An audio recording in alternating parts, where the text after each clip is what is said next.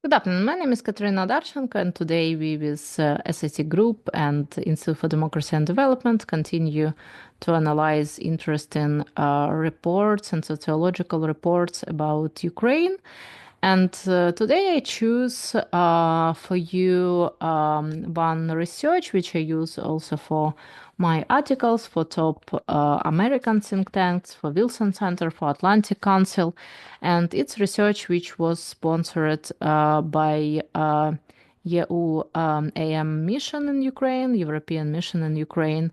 And it's pretty good sample, 2,000 respondents, method CAT, not ideal, but still good for analyzing.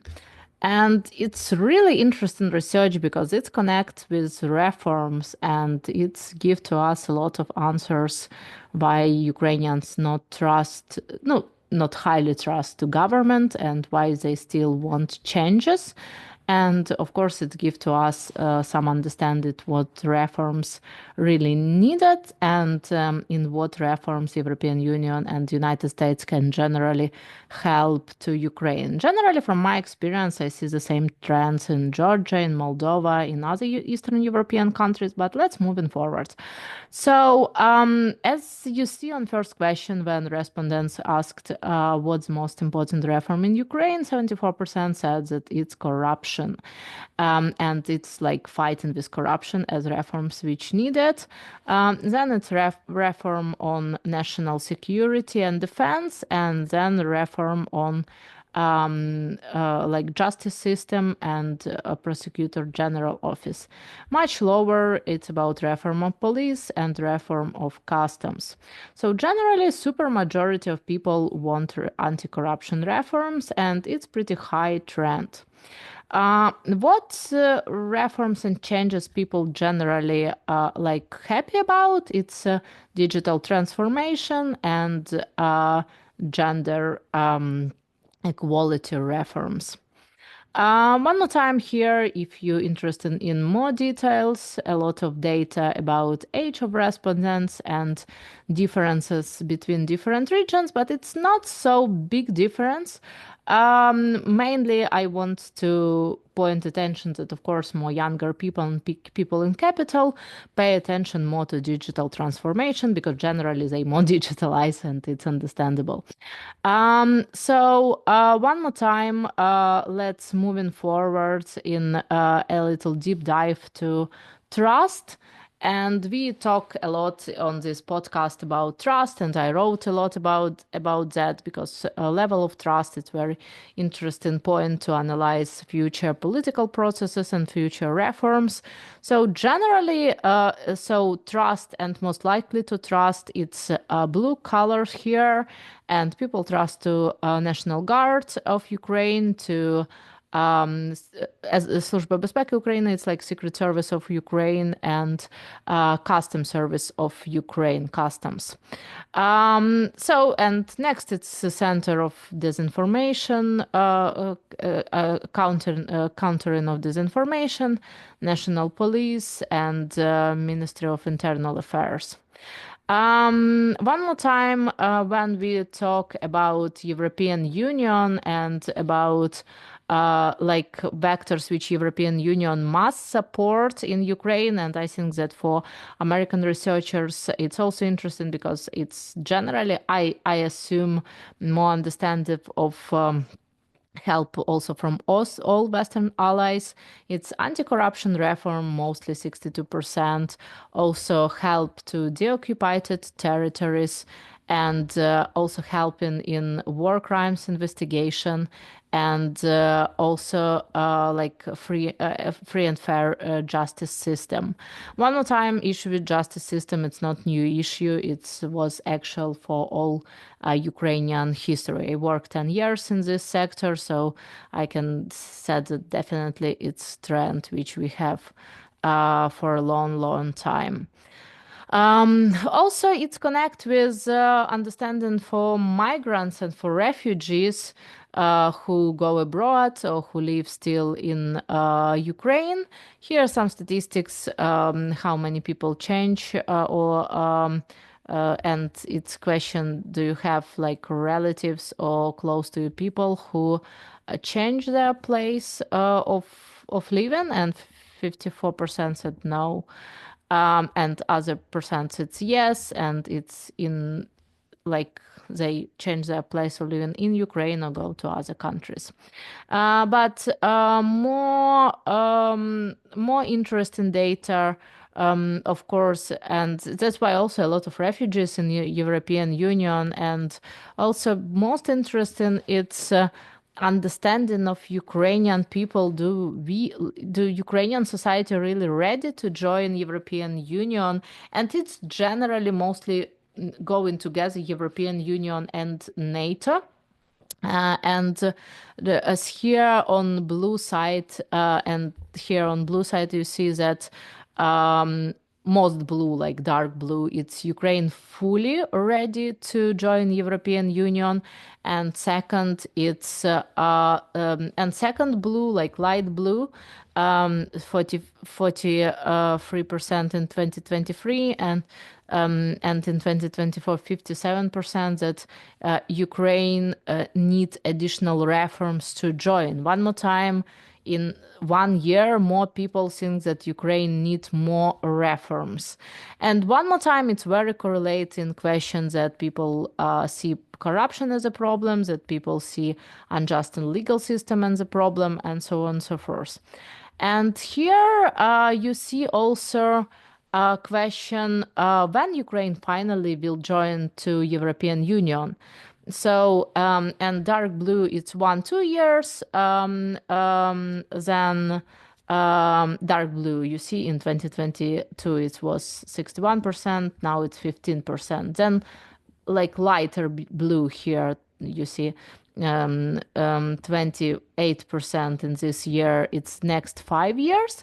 Then more light blue, it's 5-10 years, and more light blue, it's light blue, it's 10-20 years, and 6% it's I don't know, like, and 14% it's never. So one more time, you see like very bad dynamics that people really less and less believe that in short-term perspective, Ukraine will be member of European Union. One more time, it's not focus group research, so we can't talk directly why they're thinking about it. But I assume, as a researcher and as a person who have background in election organizing, that people generally see. Also problems with TCK, with mobilization. TCK is like center of mobilization and completion, and problems with justice system, some problems with corruption, some issues that more rich people not serve in army, so that's why it's gives this like pretty negative understanding of short term moving to European Union. But not so bad, because people still see that in the next 10 years is possible, but it still need reforms. So it shows that people from the ground will want in the next elections and from the next politicians more and more moving to European Union. But still, after that, also Russia and LA can use this issue that, said in the disinformation that, oh, it's so much problem, Ukraine can never go to European Union. So they also can use this issue as like factor for their disinformation.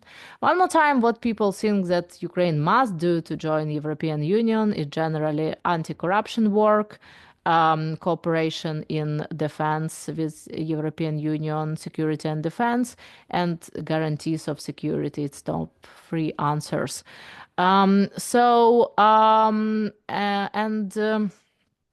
Here it's a question, do you think that European Union is interested in Ukraine in European Union? And here blue and dark blue, it's yes, interesting, or more likely interesting. And here also other colors like yellow color, it's not interesting or directly not interesting. And 3% I don't know. So one more time, pretty interesting like result, and we must understand that when people unsure, also like Russia and China can use that for disinformation.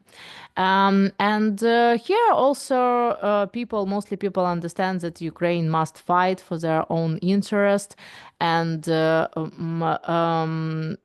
and one more time, that Ukraine must like stand with Ukrainian interests. Even if like moving to European Union will be a more long way, you know.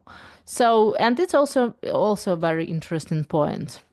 Here for me a little confusing, but when people ask that where you get like free, fair, and honest information, like 47%, and it's Telegram channel, and Telegram is generally Russian, like social media, like Russian WhatsApp, and it's a little challenging because from one side a lot of people use Telegram, and that's why Ukrainian government also use Telegram and news media use Telegram, but generally it's still Russian social network. 26% it's YouTube. 21% it's TV marathon. Generally now it's mostly one big TV channel, and 19 it's like your neighbors and so on and so forth. Here also where you think most disinformation. And here people said that, oh, 53% think that it's Facebook, Instagram, and other social media. 35% said that it's Telegram, but still like Facebook, it's not so like it's Western, still Western social media. And 32% think that it's TV. Is people think that disinformation it's like big problem or not big problem? And mostly people like it's yellow color here said that yes, it's a problem.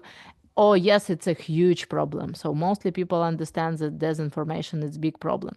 And why, like I'm talking to you about firstly European Union and problems, and then after disinformation, that if these problems will be not solved, like corruption problem and like intensity of reform problems, Russian disinformation also will use this like feelings of people to move their agenda even now, in peace process, of course, when it will be, if it will be, and for sure on the next elections. So feel free also to use this data for your own research, and feel free to support Institute for Democracy and Development to see more videos such this video and more our publication on our website, institute slash polita us, institute polita.org ua, and also our researchers on top think tanks here in Washington, D.C. Thank you. My name is Kateryna Odarchenko, and see you later.